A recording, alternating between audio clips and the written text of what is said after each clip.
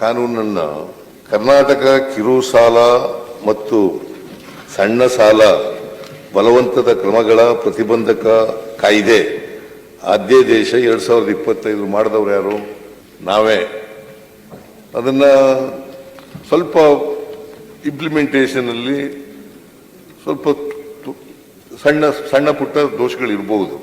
ಹಾಗಂತೇಳಿ ಕಾನೂನೇ ಸರಿ ಇಲ್ಲ, ಕಾನೂನು ಮಾಡಿದ್ದೇ ಸರಿ ಇಲ್ಲ ಅಂತ ಹೇಳ್ತಕ್ಕಂಥದ್ದು ಇದೆಯಲ್ಲ, ಆ ಥರದ ವಾದ ಇದೆಯಲ್ಲ, ಅದು ಸರಿಯಾದ್ದಲ್ಲ. ಈಗ ನೋಡಿ, ಮಾನ್ಯ ಅಧ್ಯಕ್ಷರೇ, 2023ರಲ್ಲಿ ಈ ಕಾನೂನು ಮಾಡೋಕ್ಕಿಂತ ಮುಂಚಿತವಾಗಿ 6 ಪ್ರಕರಣಗಳು ಇದ್ದವು, ದಾಖಲಾಗಿದ್ದವು. 6 ಪ್ರಕರಣಗಳು, 8 ಜನ ಸತ್ತಿದ್ರು, ಆತ್ಮಹತ್ಯೆ ಮಾಡ್ಕೊಂಡಿದ್ರು. 2024ರಲ್ಲಿ 27 ಪ್ರಕರಣಗಳು ದಾಖಲಾಗಿದ್ದು, 6 ಜನ ಸತ್ತಿದ್ರು. 2025ರಲ್ಲಿ ಈ ಕಾನೂನು ಮಾಡೋದಕ್ಕಿಂತ ಮುಂಚಿತವಾಗಿ 105 ಜನ ದಾಖಲಾಗಿದ್ದ ಪ್ರಕರಣಗಳು ದಾಖಲಾಗಿದ್ದು, 24 ಜನ ಸತ್ತಿದ್ರು. ಜನವರಿಯಿಂದ ಈಚೆಗೆ ಈ ಕಾನೂನು ನಾವು ಮಾಡಿದ ಮೇಲೆ ಜನವರಿನಲ್ಲಿ 21 ಪ್ರಕರಣಗಳು ದಾಖಲಾಗಿದ್ದು, 4 ಜನ ಆತ್ಮಹತ್ಯೆ ಮಾಡ್ಕೊಂಡಿದ್ರು. ಫೆಬ್ರವರಿನಲ್ಲಿ ಮಾಡಿದ್ದು ನಾವು 2025 ಫೆಬ್ರವರಿ 44 ಜನ ಪ್ರಕರಣಗಳು ದಾಖಲಾಗಿದ್ದು, 10 ಜನ ಆತ್ಮಹತ್ಯೆ ಮಾಡ್ಕೊಂಡಿದ್ರು. ಮಾರ್ಚ್ನಲ್ಲಿ 22 ಪ್ರಕರಣಗಳು ದಾಖಲಾಗಿದ್ದು, 6 ಜನ ಆತ್ಮಹತ್ಯೆ ಮಾಡ್ಕೊಂಡಿದ್ರು. ಏಪ್ರಿಲ್ ನಲ್ಲಿ 10 ಪ್ರಕರಣಗಳು ದಾಖಲಾಗಿದ್ದು, ಕಡಿಮೆ ಆಯ್ತಾ ಬಂತು, 2 ಜನ ಆತ್ಮಹತ್ಯೆ ಮಾಡ್ಕೊಂಡ್ರು. ಮೇ ನಲ್ಲಿ 2 ಪ್ರಕರಣಗಳು ದಾಖಲಾಗಿದ್ದು, 0 ಆತ್ಮಹತ್ಯೆ. ಜೂನ್ ನಲ್ಲಿ 1 ಪ್ರಕರಣ ದಾಖಲಾಗಿತ್ತು, 1 ಮಾತ್ರ ಆತ್ಮಹತ್ಯೆ ಮಾಡ್ಕೊಂಡಿದ್ರು. ಆಮೇಲೆ ಜುಲೈನಲ್ಲಿ 5 ಜನ ಪ್ರಕರಣಗಳು ದಾಖಲಾಗಿದ್ದು, 1 ಆತ್ಮಹತ್ಯೆ ಮಾಡ್ಕೊಂಡಿದ್ರು. ಸೊ ಒಟ್ಟು 105 ಪ್ರಕರಣಗಳು ದಾಖಲಾಗಿದ್ದಾವೆ, 24 ಜನ ಆತ್ಮಹತ್ಯೆ ಪ್ರಕರಣಗಳು ಆಗಿದ್ದಾವೆ. ಅಂದ್ರೆ ಪ್ರತಿ ವರ್ಷ ಕಡಿಮೆ ಆಗ್ತಾ ಇದೆ, ಹೆಚ್ಚಾಗ್ತಾ ಇಲ್ಲ. ಇವ್ರ ಪ್ರಕಾರ ಹೆಚ್ಚಾಗ್ತಾ ಇದ್ದಾವೆ ಅಂತಕ್ಕಂಥದ್ದು ಒಂದು. ಅದು ಹೆಚ್ಚಾಗ್ತಾ ಇರ್ತಕ್ಕಂಥದ್ದು ಇಲ್ಲ. I am making it very very clear. ಇಲ್ಲ, ಹೆಚ್ಚಾಗಿಲ್ಲ, ಕಡಿಮೆ ಆಗ್ತಾ ಇದ್ದಾವೆ. ಇನ್ನೊಂದು ಏನಪ್ಪಾ ಅಂತಂದ್ರೆ, ಪರಿಹಾರ ಕೊಡ್ತಕ್ಕಂಥ ಇದರಲ್ಲಿ ಪರಿಹಾರ ಕೊಡ್ತಕ್ಕಂಥ ವ್ಯವಸ್ಥೆ ಇಲ್ಲ. ಪರಿಹಾರ ಕೊಡ್ತಾ ಇಲ್ಲ. ನಾವು ಆತ್ಮಹತ್ಯೆ ಮಾಡ್ಕೊಂಡವರಿಗೆ ಪರಿಹಾರ ಕೊಡ್ತಾ ಇಲ್ಲ. ಇವರು ಒಂದು ಸಲಹೆ ಕೊಟ್ಟಿದ್ದಾರೆ. ನಾವು ಕೂಡ ಇವತ್ತು ಚರ್ಚೆ ಮಾಡಿದಾಗ ಫೈನಾನ್ಸ್ ಡಿಪಾರ್ಟ್ಮೆಂಟ್ನವ್ರ ಜೊತೆ ಕೂಡ ಮಾತಾಡಿದ್ದೀನಿ, ಮತ್ತೆ ನಮ್ಮ ಮುಖ್ಯ ಕಾರ್ಯದರ್ಶಿಗಳ ಜೊತೆಲೂ ಕೂಡ ಮಾತಾಡಿದ್ದೀನಿ. ಇನ್ನು ಮುಂದೆ ಹೇಗೆ ರೈತರು ಆತ್ಮಹತ್ಯೆ ಮಾಡ್ಕೊಂಡ್ರೆ, ಸಾಲ ತಗೊಂಡು ಆತ್ಮಹತ್ಯೆ ಮಾಡ್ಕೊಂಡ್ರೆ ಅವ್ರಿಗೆ 5 ಲಕ್ಷ ರೂಪಾಯಿಗಳನ್ನ ಕೊಡ್ತಾ ಇದ್ವಿ, ಅದೇ ರೀತಿ ಇವ್ರಿಗೂ 5 ಲಕ್ಷ ರೂಪಾಯಿಗಳನ್ನ ಕೊಡ್ತಕ್ಕಂಥದನ್ನ ನಾವು ಜಾರಿಗೆ ತರ್ತಕ್ಕಂಥ ಪ್ರಯತ್ನವನ್ನ ಮಾಡ್ತೇವೆ. ಸಭಾಪತಿಗಳೇ, ಮುಖ್ಯಮಂತ್ರಿಗಳನ್ನ ಸುಮಾರು 35 ವರ್ಷ ನಾನು ನೋಡಿದ್ದೇನೆ. ಅವರು ಬಹಳ ಬಡವ್ರ ಪರವಾಗಿ ಕೆಲಸ ಮಾಡ್ತಕ್ಕಂಥ ಮುಖ್ಯಮಂತ್ರಿಗಳು, ಬಡವ್ರ ಬಗ್ಗೆ ಜಾಸ್ತಿ ಕಾಳಜಿ ಇರತಕ್ಕಂಥ ಮುಖ್ಯಮಂತ್ರಿಗಳು. ನಾನು ತಮ್ಮಲ್ಲಿ ಕೇಳೋದಿಷ್ಟೇನೆ, ಏನು ಈ ಸಾಲ ಮಾಡಿ ಸಾಯ್ತಕ್ಕಂತಿದ್ದಾರೆ ಎಲ್ಲ ಬಡವರೇ. ನೀವೇನೇನು ಕಾರ್ಯಕ್ರಮ ಹಾಕಿದ್ದೀರಿ ಬಡವ್ರಿಗೋಸ್ಕರ ಹಾಕ್ಕೊಂಡಿದ್ದೀರಿ. ಆದರೆ ಇಲ್ಲಿ ಈ ಸಾಯ್ತಕ್ಕಂಥ ಬದಲಾಗಿ ಈ ಸಂಖ್ಯೆಗಳನ್ನ ಕಮ್ಮಿ ಮಾಡಿದ್ದೇವೆ ಅಂತಕ್ಕಂಥ ಮಾತಿನ ಹೇಳಿದ್ರಿ ತಾವು. ಇದು 0 ಆಗಬೇಕು ಅಂದರೆ ಏನು ಕಿರು ಸಾಲ ಮತ್ತು ಸಣ್ಣ ಸಾಲ ಇದೆ ಅದನ್ನು ತಾವು ಎನಿ ಶ್ಯೂರಿಟಿ ಇಲ್ದಲೆ ನ್ಯಾಷನಲ್ ಬ್ಯಾಂಕ್ ಮುಖಾಂತರ ಕೊಡಿಸಿದ್ರೆ ತುಂಬ ಅನುಕೂಲ ಆಗತಕ್ಕಂಥದ್ದು ನನ್ನೊಂದು ಅಭಿಪ್ರಾಯ. 24 ಇದ್ದದ್ದು 44 ಇದ್ದದ್ದು ಒಬ್ರು ಬಂದಿದ್ದಾರೆ. ಈಗ 10 ಜನ ಇದ್ದದ್ದು ಕಡಿಮೆ ಆಗ್ತಾ ಇದೆ. ಒಬ್ಬರು ಆತ್ಮಹತ್ಯೆ ಮಾಡ್ತಿದ್ದಾರೆ. ನಮ್ಮ ಉದ್ದೇಶ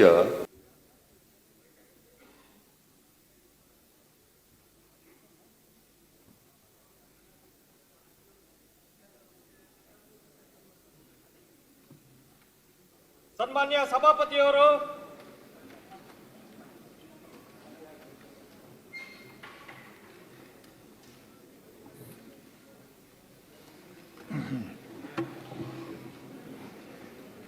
ನಗರಾಭಿವೃದ್ಧಿ ಮತ್ತು ನಗರ ಯೋಜನೆ ಸಚಿವರು ಮತ್ತೆ ಓದ್ಲ ಸಭಾಧ್ಯಕ್ಷ.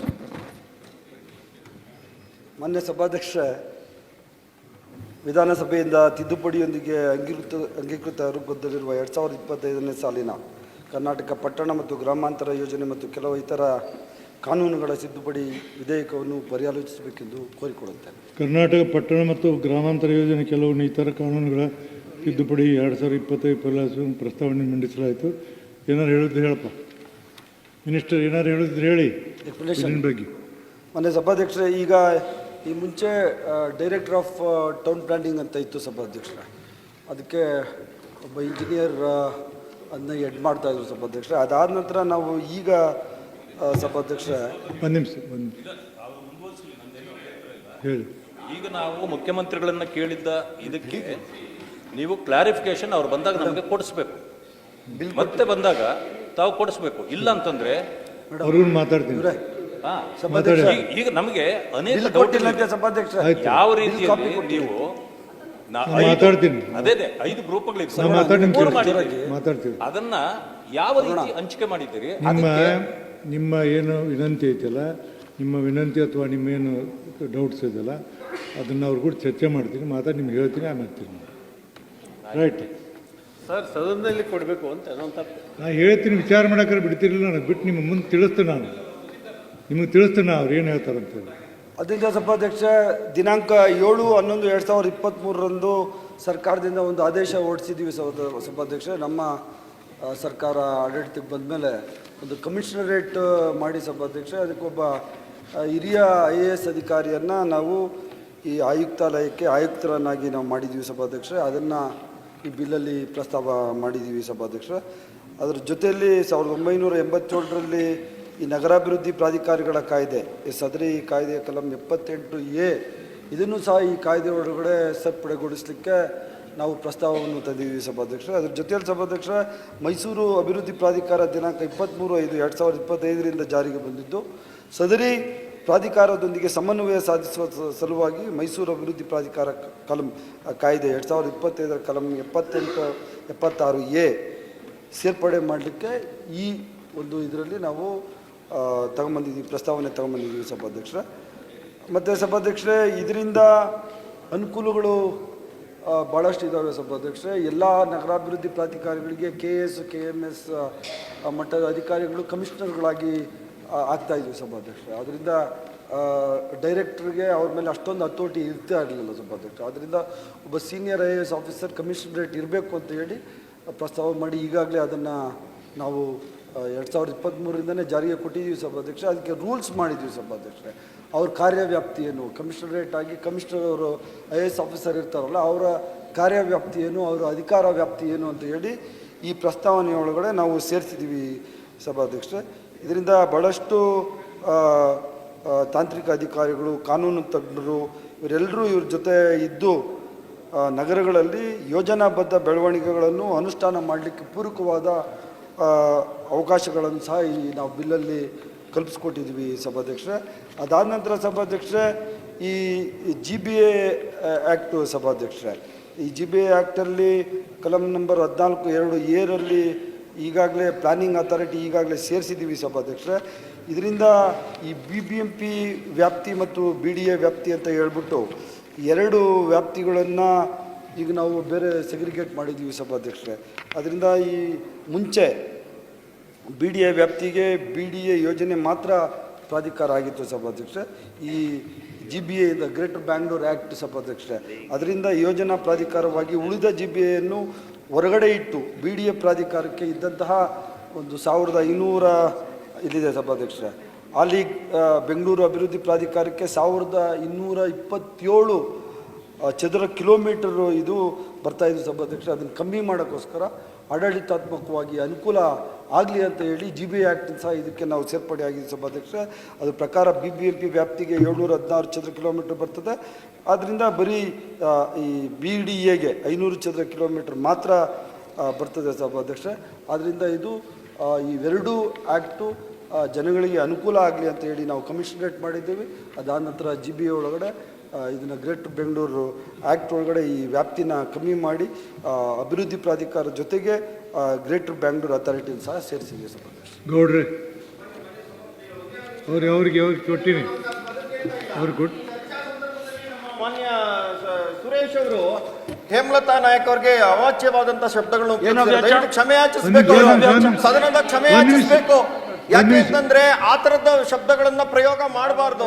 ಹೀಟೆಡ್ ಆರ್ಗ್ಯುಮೆಂಟ್ ನಲ್ಲಿ ನಾನೇನೋ ಹೇಳ್ಬಿಟ್ಟೆ, ನಾನು ಒಂದು ನಿಮಿಷ ಹೇಗೆ ಒಂದು ನಿಮಿಷ ಆ ಕಡತನ ಕಳಿಸ್ಕೊಡಿ, ಕಡತ ನೋಡಿ ನಾನು ತೀರ್ಮಾನ ಮಾಡ್ತೀನಿ. ನೋಡ್ರಿ ಕೊಡ್ರಿ.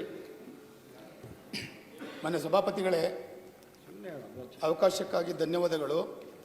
ಕರ್ನಾಟಕ ಪಟ್ಟಣ ಮತ್ತು ಗ್ರಾಮಾಂತರ ಯೋಜನಾ ಮತ್ತು ಕೆಲವು ಇತರ ಕಾನೂನು ತಿದ್ದುಪಡಿ ವಿಧೇಯಕ 2025 ನಾನು ಬೆಂಬಲಿಸ್ತೇನೆ. ಸಭಾಪತಿಗಳೇ, ಏನು ನಗರಾಭಿವೃದ್ಧಿ ಸಚಿವರು ತಂದಿದ್ದಾರೆ, ಕರ್ನಾಟಕದಲ್ಲಿ ಟೋಟಲಿ ಒಟ್ಟು ಪ್ರಾಧಿಕಾರಗಳು 35 ಪ್ರಾಧಿಕಾರಗಳಿವೆ. ನಗರ ಯೋಜನಾ ಪ್ರಾಧಿಕಾರ 45 ಇದೆ. ಹಾಗೆಯೇ ಇವತ್ತು ಏನು ಆಯುಕ್ತರನ್ನ ಮಾಡಬೇಕಂತಕ್ಕಂಥ ಒಂದು ಸಂವಿಧಾನಿಕವಾದಂಥ ಶಾಸನಬದ್ಧವಾದ ಒಂದು ಅಧಿಕಾರವನ್ನು ತಂದಿದ್ದಾರೆ, ಭಾಳ ಚೆನ್ನಾಗಿದೆ. ಆದರೆ ಇದು ಪೇಪರ್ಲಿರ್ತಕ್ಕಂಥ ಆಗಬಾರ್ದು. ಅಲ್ಲಿ ಏನು ನೀವು ಆಯುಕ್ತರನ್ನ ನೇಮಕ ಮಾಡ್ತೀರಿ, ಆಯುಕ್ತರು ಸಾರ್ವಜನಿಕರ ಕುಂದು ಕೊರತೆಗಳನ್ನು ಕೇಳತಕ್ಕಂಥದ್ದು, ಸರ್ಕಾರದ ಗಮನ ತರತಕ್ಕಂಥದ್ದು, ಆ ಕೆಲಸವನ್ನು ಮಾಡಿ ಸಾರ್ವಜನಿಕರ ಉತ್ತಮವಾದಂಥ ಕೆಲಸ ಮಾಡತಕ್ಕಂಥದ್ದು ಮಾಡಲಿ. ಇದು ಪೇಪರ್ ಮೇಲ್ತಕ್ಕಂಥ ವಿಧೇಯಕ ಆಗಬಾರ್ದು ಅಂತಕ್ಕಂಥದ್ದು ನನ್ನ ಅಭಿಪ್ರಾಯ. ಇದನ್ನು ಸೂಚಿಸ್ತಾ ಈ ಒಂದು ವಿಧೇಯಕಕ್ಕೆ ನಾನು ಸಪೋರ್ಟ್ ಮಾಡ್ತೇನೆ. ಸರಿ, ಮತ್ತೆ ಆಯ್ತು, ಕೇಳಿ ಡಿಸೋಜ.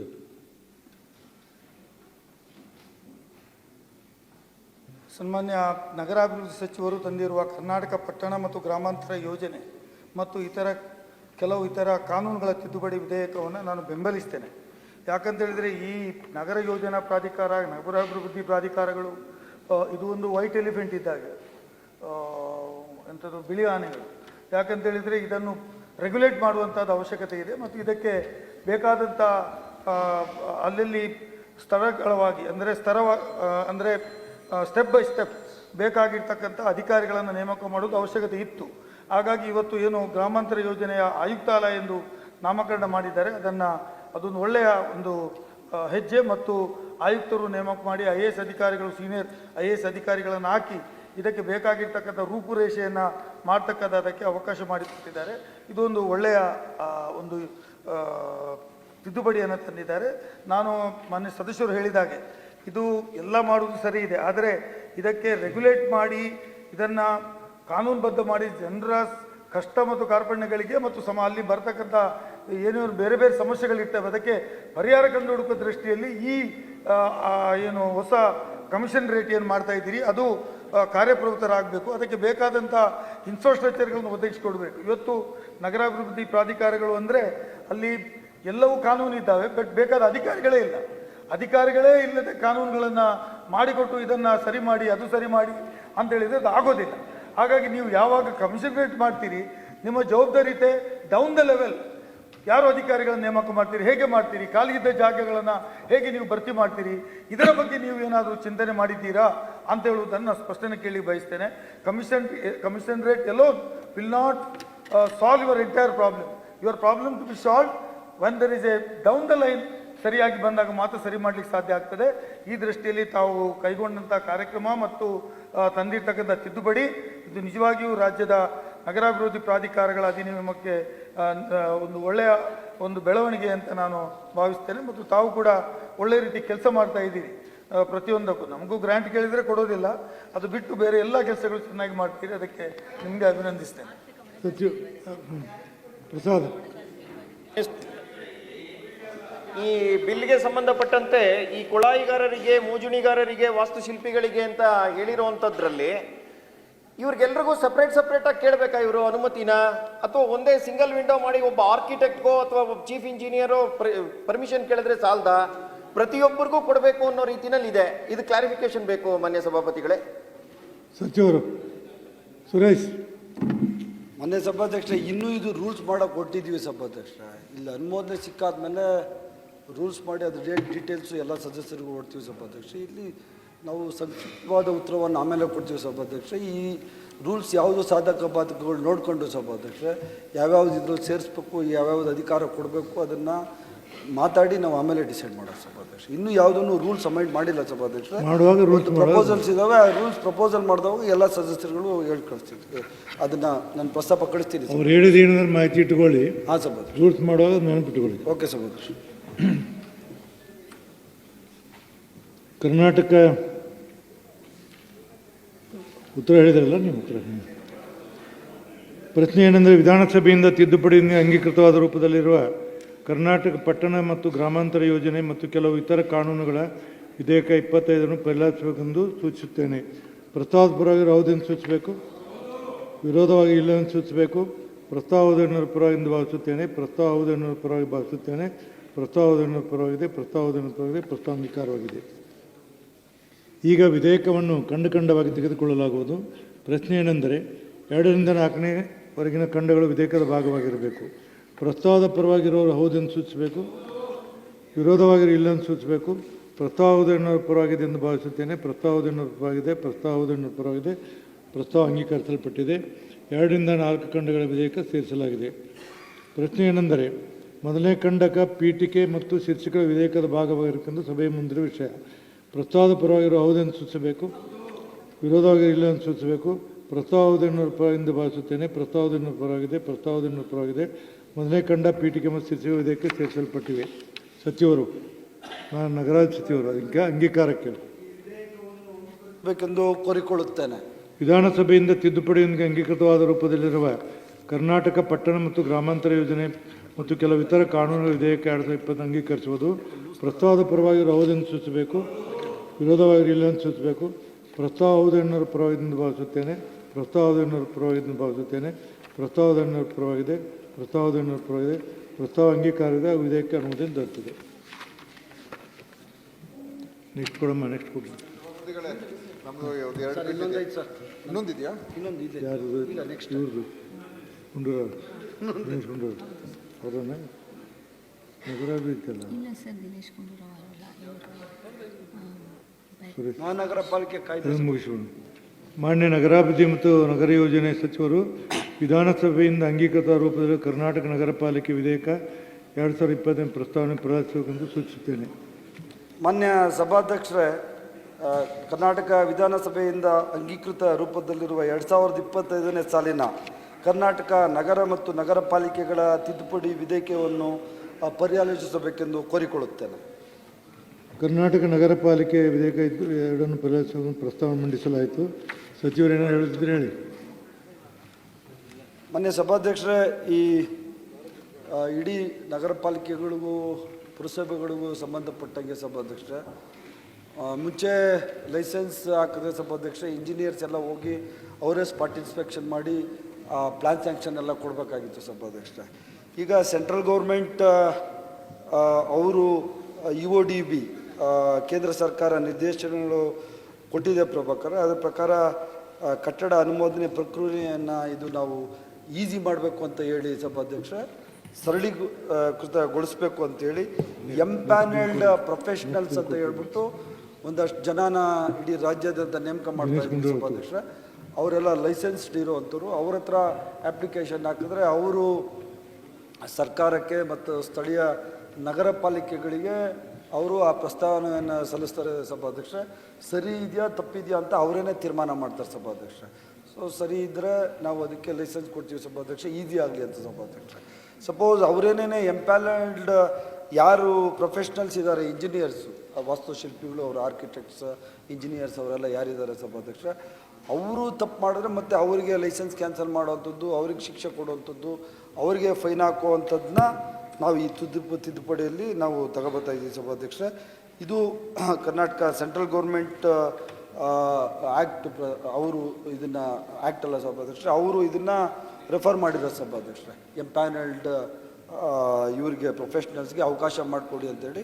ಇದ್ರ ಜೊತೆಲಿ ಡಿಪ್ಲೊಮಾ ಓದಿರೋರು ಸಹ ನಾವು ಈ ಎಂಪ್ಯಾನಲ್ಡ್ ಪ್ರೊಫೆಷ್ನಲ್ಸಲ್ಲಿ ಸೇರಿಸ್ತಾ ಇದ್ದೀವಿ ಸಭಾಧ್ಯಕ್ಷ. ಯಾಕಂದರೆ ಸಾವಿರಾರು ಜನ ಈ ರಾಜ್ಯದಲ್ಲಿ ಕೆಲಸ ಇಲ್ದಿರ ಪಾಪ ಇಂಜಿನಿಯರ್ಸ್ ಇರ್ತಾರೆ, ಡಿಪ್ಲೊಮಾ ಹೋಲ್ಡರ್ಸ್ ಇರ್ತಾರೆ, ಅವ್ರಿಗೂ ಒಂದು ಅವಕಾಶ ಸಿಗಲಿ ಅಂತ ಹೇಳಿ ಸಭಾಧ್ಯಕ್ಷ ಇದೊಂದು ಮಹತ್ವಾಕಾಂಕ್ಷಿ ಒಂದು ಯೋಜನೆಯನ್ನು ನಾವು ಇವತ್ತು ಈ ಪ್ರಸ್ತಾಪವನ್ನು ತಮ್ಮ ಮುಂದೆ ಈ ಸದನದ ಮುಂದೆ ನಾವು ಮಂಡಿಸ್ತಾ ಇದ್ದೀವಿ ಸಭಾಧ್ಯಕ್ಷರೇ. ಇದ್ರ ಜೊತೆಗೆ ಸಭಾಧ್ಯಕ್ಷರೇ ಈ ಮುಂಚೆ ಸರ್ಕಾರಿ ಜಾಗಗಳನ್ನು ಗುತ್ತಿಗೆಗೆ ಬರೀ 5 ವರ್ಷಕ್ಕೆ ಕೊಡ್ತಾ ಇದ್ರು ಸಭಾಧ್ಯಕ್ಷ. ಈ 5 ವರ್ಷದಿಂದ ಈ ಸರ್ಕಾರಿ ಗುತ್ತಿಗೆ ಕೊಡುವಂಥದ್ದನ್ನು ಅವರು ಎಂಟೈಟಲ್ ಇದ್ದರೆ, ಅವರು ಅದಕ್ಕೆ ಅರ್ಹರಿದ್ದರೆ 30 ವರ್ಷದ ತನಕ ಅವರಿಗೆ ನಾವು ಗುತ್ತಿಗೆಯನ್ನು ಕೊಡುವಂಥದ್ದಕ್ಕೆ ಒಂದು ತಿದ್ದುಪಡಿಯನ್ನು ಸಹ ನಾವು ಈ ಆ್ಯಕ್ಟಲ್ಲಿ ತಗೋಬರ್ತಾ ಇದ್ದೀವಿ ಸಭಾಧ್ಯಕ್ಷರೇ. ಮತ್ತು ಈ ಕೆಲವು ಕಟ್ಟಡಗಳು ಸಭಾಧ್ಯಕ್ಷರೇ ಇನ್ನೂ ನಾವು ಅದನ್ನು ಮೆಜರ್ಮೆಂಟ್ ಎಷ್ಟು ಅಂತ ಹೇಳಿ ಇನ್ನೂ ವಿಸ್ತೀರ್ಣ ಗೊತ್ತಿಲ್ಲ ಸಭಾಧ್ಯಕ್ಷರೇ. ಆದರೆ ಬಡವರಿಗೆ ಮಧ್ಯಮ ವರ್ಗದವರಿಗೆ ಅನುಕೂಲ ಆಗಲಿ ಅಂತ ಹೇಳಿ ಸಭಾಧ್ಯಕ್ಷರೇ, ಲೋ ರಿಸ್ಕ್ ಇರೋವಂಥ ಕಟ್ಟಡಕ್ಕೆ CCOC ಬೇಕಾಗಿಲ್ಲ ಅಂತ ಹೇಳ್ಬಿಟ್ಟು ಒಂದು ರೂಲ್ಸನ್ನು ಮಾಡಲಿಕ್ಕೆ ಹೊರಟಿದ್ದೀವಿ ಸಭಾಧ್ಯಕ್ಷರೇ. ಅದು ಮೆಜರ್ಮೆಂಟ್ ಇನ್ನೂ ಫೈನಲ್ ಆಗಿಲ್ಲ ಸಭಾಧ್ಯಕ್ಷರೇ. ಆದರೆ ಅದು ಭಾಳಷ್ಟು ದೊಡ್ಡ ಶ್ರೀಮಂತರಿಗೆ ಸಹಾಯ ಆಗಲ್ಲ ಸಭಾಧ್ಯಕ್ಷರೇ. ಯಾರು ಬಡವರು ಇರ್ತಾರೆ ಅವರಿಗೆ ಈ CCOC ಗೊತ್ತಲ್ಲ ಸಭಾಧ್ಯಕ್ಷರೇ, ಈ ಕರೆಂಟ್ ಬೇಕು ಅಂದರೆ ಮತ್ತು UGD ಬೇಕು ಅಂದರೆ ಈಗ ಪರ್ಮಿಷನ್ಸ್ ಕೊಡ್ತಾ ಇಲ್ಲ ಸಭಾಧ್ಯಕ್ಷರೇ. ಅವ್ರನ್ನ ಹೊರಗಡೆ ಇಡೋದಕ್ಕೆ ಅವ್ರಿಗೆ ಎಕ್ಸಮ್ಷನ್ಸ್ ಕೊಡೋಕ್ಕೋಸ್ಕರ ಈ ರೂಲ್ಸನ್ನು ಸಹ ಇದರಲ್ಲಿ ನಾವು ಈ ಬಿಲ್ಲಲ್ಲಿ ನಾವು ತಗೊಂಬರ್ತಾ ಇದ್ದೀವಿ ಸಭಾಧ್ಯಕ್ಷರೇ. ಮತ್ತು ಅದಾದ ನಂತರ ಸಭಾಧ್ಯಕ್ಷ ಈ ಟ್ರೇಡ್ ಲೈಸೆನ್ಸ್ ಸಭಾಧ್ಯಕ್ಷರೇ, ನಾನು ಲಾಸ್ಟ್ ಟೈಮ್ ನಮ್ಮ ಅರುಣ್ ಅವ್ರು ಹೇಳಿದ್ರು ಸಭಾಧ್ಯಕ್ಷರೇ, ಟ್ರೇಡ್ ಲೈಸೆನ್ಸ್ ಕೆಲವು ಜಾಗದಲ್ಲಿ ಸಭಾಧ್ಯಕ್ಷರೇ ಅವ್ರಿಗೆ ಇಷ್ಟ ಬಂದಂಗೆ ಲೈಸೆನ್ಸ್ ಫೀದಿತ್ತು ಸಭಾಧ್ಯಕ್ಷರೇ. ಅದರಿಂದ ಈ ಏಕರೂಪವಾಗಿ ಇಡೀ ರಾಜ್ಯದಲ್ಲಿ ಮಿನಿಮಮ್ ಆ್ಯಂಡ್ ಮಿನಿಮಮ್ ಮತ್ತು ಮ್ಯಾಕ್ಸಿಮಮ್ ದೊಡ್ಡ ಮಹಾನಗರ ಪಾಲಿಕೆಗಳಿಗೆ ಸ್ವಲ್ಪ ಜಾಸ್ತಿ ಟ್ರೇಡ್ ಲೈಸೆನ್ಸ್ಗೆ ಹಾಕುವಂಥದ್ದು ಇದು ಅವ್ರಿಗೆ ಚಾರ್ಜ್, ಮತ್ತು ಚಿಕ್ಕ ಪುರಸಭೆಗಳಿಗೆ ನಗರಸಭೆಗಳಿಗೆ ಕಮ್ಮಿ ಹಾಕುವಂಥದ್ದು ಟ್ರೇಡ್ ಲೈಸೆನ್ಸ್ ಫೀಸ್ ಸಹ ಮಾಡಲಿಕ್ಕೆ ಇಲ್ಲಿ ಏಕರೂಪವಾದ ಲೈಸೆನ್ಸ್ ಫೀಸನ್ನು ಫಿಕ್ಸ್ ಮಾಡಲಿಕ್ಕೆ ನಾವು ಇದರಲ್ಲಿ ಅವಕಾಶ ಮಾಡಿಕೊಟ್ಟಿದ್ದೀವಿ ಸಭಾಧ್ಯಕ್ಷರೇ. ಆದ್ದರಿಂದ ಇದು ಇಡೀ ರಾಜ್ಯದಲ್ಲಿರುವಂಥ ಬಡವರಿಗೆ ಅನುಕೂಲ ಆಗ್ತದೆ ಸಭಾಧ್ಯಕ್ಷರೇ. OCCC ಸಭಾಧ್ಯಕ್ಷರೇ, ಸರ್ವಣ್ಣ ಒಂದು OCCC ಸಭಾಧ್ಯಕ್ಷರೇ, ಶ್ರೀಮಂತರಿಗೆ OCCC ಕಂಪಲ್ಸರಿ ಬೇಕು. ಆದರೆ ಇಂತಿಷ್ಟು ಮೆಜರ್ಮೆಂಟು 60-30-40ನೋ 20-30ನೋ ಅಷ್ಟು ಮೆಜರ್ಮೆಂಟ್ಸ್ಗೆ OCCC ಬೇಕಿಲ್ಲ ಅಂತ ಹೇಳ್ಬಿಟ್ಟು ರೂಲ್ಸ್ ಮಾಡಲಿಕ್ಕೆ ಈ ಒಂದು ಕಾನೂನಲ್ಲಿ ಕೊಟ್ಟಿದ್ದೀವಿ ಸಭಾಧ್ಯಕ್ಷರೇ. ಇದು ಬಡವರ ಪರವಾಗಿರುವಂಥ ಬಿಲ್ಲು ಸಭಾಧ್ಯಕ್ಷರೇ. ಇದನ್ನು ಪಾಸ್ ಮಾಡಿಕೊಟ್ರೆ ಇಡೀ ರಾಜ್ಯದ ಎಲ್ಲ ಬಡವರಿಗೆ ಅನುಕೂಲ ಆಗ್ತದೆ ಅಂತ ಹೇಳಿ ಇದನ್ನು ರೂಲ್ಸ್ ತರಕ್ಕೆ ಹೊರಟಿದ್ದೀವಿ. ರವಿ ಮಾನ್ಯ ಸಭಾಪತಿಗಳೇ, ನಮ್ಗೆ ಸ್ವಲ್ಪ ಒಂದು ಗೊಂದಲ ಏನು ಈ ಬಿಲ್ನಲ್ಲಿ ಅಂದರೆ, ನಗರ ಪಾಲಿಕೆ ಪಾತ್ರ ಏನು ಮತ್ತು ನೀವೇನು ವೃತ್ತಿಪರರು ಅಂತ ಪಟ್ಟಿ ಮಾಡ್ತೀರಲ್ಲ ಅವ್ರ ಪಾತ್ರ ಏನು? ಅವ್ರು ಕೇವಲ ರೆಕಮೆಂಡೇಷನ್ ಅಥಾರಿಟಿನೋ ಅಥವಾ ಲೈಸೆನ್ಸ್ ಇಶ್ಯೂ ಮಾಡೋ ಅಥಾರಿಟಿನೋ? ಅವ್ರದ್ದೇನು ರೋಲ್ ಏನು ಅವ್ರದ್ದು? ಈಗ ನಿಮಗೆ ಅವ್ರು ಬರೀ ರೆಕಮೆಂಡ್ ಮಾಡೋದು ಅಂದರೆ ಇನ್ನೊಂದು ಹಾರ್ಡಲ್ಸ್ ಕ್ರಿಯೇಟ್ ಮಾಡ್ದಂಗೆ. ಈ ರೆಕಮೆಂಡ್ ಮಾಡೋರಿಗೂ ಒಂದು ಟ್ಯಾಕ್ಸ್ ಕಟ್ಟಿ ಆಮೇಲೆ ಲೈಸೆನ್ಸ್ ತಗೊಳ್ಳೋಕ್ಕೂ ಒಂದು ಟ್ಯಾಕ್ಸ್ ಕಟ್ಟಬೇಕಾದಂಥ ಸ್ಥಿತಿ ಬರುತ್ತೆ. ಈ ಜಗತ್ತೇ ಈಸ್ ಆಫ್ ಡೂಯಿಂಗ್ ಕಡೆಗೆ ಹೋಗ್ತಿರ್ಬೇಕಾದ್ರೆ ನೀವು ಯಾಕೆ ಇನ್ನೊಂದು ಹಾರ್ಡಲ್ಸ್ನ ಕ್ರಿಯೇಟ್ ಮಾಡ್ತೀರಿ? ಹೇಳಿ, ನಿಮಗೆ ಇದ್ರ ಉದ್ದೇಶ ಏನು? ಯಾವ ಕಾರಣಕ್ಕೆ? ನಿರುದ್ಯೋಗ ಸಮಸ್ಯೆ ನಿವಾರಿಸೋದಕ್ಕೋಸ್ಕರ ಏನಾದರೂ ಉದ್ಯೋಗ ಸೃಷ್ಟಿ ಕ್ರಮ ತಗೊಳ್ತಿದ್ದೀರೋ? ಅದಕ್ಕೇನು ಈಗ ನಿಮಗೆ ಇವ್ರು ರೆಕಮೆಂಡ್ ಮಾಡಿದ ಮೇಲೆ ಮತ್ತೆ ಲೈಸೆನ್ಸ್ ಕೊಡೋರು ಯಾರು? ಅಥಾರಿಟಿ ಯಾರು? ಫೈನಲ್ ಅಥಾರಿಟಿ ಯಾರು? ಈಗ ಅಲ್ಲಿಗೆ ಇವರು ಈ ರೆಕಮೆಂಡ್ ಮಾಡೋದೇ ಇವರಿಗೊಂದು ಯಾಕೆ, ಇದೊಂದು ಯಾಕೆ? ಈಗ ನಾವು ಡೈರೆಕ್ಟಾಗಿ ನಗರ ಪಾಲಿಕೆಗೆ ಅರ್ಜಿ ಹಾಕ್ತಿದ್ವಿ, ಅವರು ಸ್ಥಳ ಪರಿಶೀಲನೆ ಮಾಡಿ ಲೈಸೆನ್ಸ್ ಇಶ್ಯೂ ಮಾಡ್ತಿದ್ರು. ಈಗ ಅವ್ರದ್ದು ಪಾತ್ರ ಏನು, ಇವ್ರ ಪಾತ್ರ ಏನು? ಇದನ್ನು ಸ್ಪಷ್ಟಪಡಿಸಿ. ಹಾಗಾಗಿ ಇದನ್ನು ಸ್ಪಷ್ಟಪಡಿಸಿದ್ರೆ ಆಮೇಲೆ ಇದು ಜನಪರನೋ ಅಥವಾ ಜನ ವಿರೋಧಿಯೋ ಅನ್ನೋದು ಅರ್ಥ ಆಗುತ್ತೆ. ದಯಮಾಡಿ ಸ್ಪಷ್ಟಪಡಿಸಿ. ಒಂದು ನಿಮಿಷ ಸುರೇಶ್.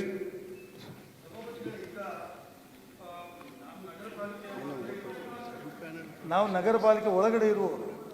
ಈ ನಗರ ಪಾಲಿಕೆಯಲ್ಲಿ ಈಗ ಎಂಪೆನಲ್ಡ್ ಮಾಡಿ ನೀವು ಇಂಜಿನಿಯರ್ಸು ಆರ್ಕಿಟೆಕ್ಚರನ್ನು ಮಾಡಿ ಅವರು ನಮ್ಮ ಪ್ಲ್ಯಾನನ್ನು ನೋಡಿ ಎಲ್ಲ ನಮಗೆ ಲೈಸೆನ್ಸ್ ಕೊಡಲಿಕ್ಕೆ ರೆಕಮೆಂಡ್ ಮಾಡ್ತಾರೆ ಅಂತ ಎನಿಸೋಣ. ಈಗ ಇದರ ದಾಖಲೆ ಪರಿಶೀಲನೆ ಮಾಡುವವರು ಯಾರು? ಮತ್ತು ಅವರಿಗೆ ರೆಸ್ಪಾನ್ಸಿಬಿಲಿಟಿ ಏನು? What is the responsibility they are lying with? ಈಗ ಅವರು ಪ್ರೈವೇಟ್ ಆಗಿರ್ತಾರೆ, ಟೆಂಪ್ರರಿ ಆಗಿ ಬಂದಿರ್ತಾರೆ, ಅವರು ಮಾಡದಿದ್ದರೆ ಅವರನ್ನು ತೆಗೀಲಿಕ್ಕೆ ಅವರ ಮೇಲೆ ಪೆನಾಲ್ಟಿ ಹಾಕ್ಲಿಕ್ಕೆ ಅದು ಎಲ್ಲ ಸೆಕೆಂಡರಿ. ಸಫರ್ ಆದವ್ರು ಸಫರ್ ಆದಲ್ಲ, ಅವರ ಮೇಲೆ ಏನು ರೆಸ್ಪಾನ್ಸಿಬಿಲಿಟಿ ಇರುವುದಿಲ್ಲಲ್ಲ.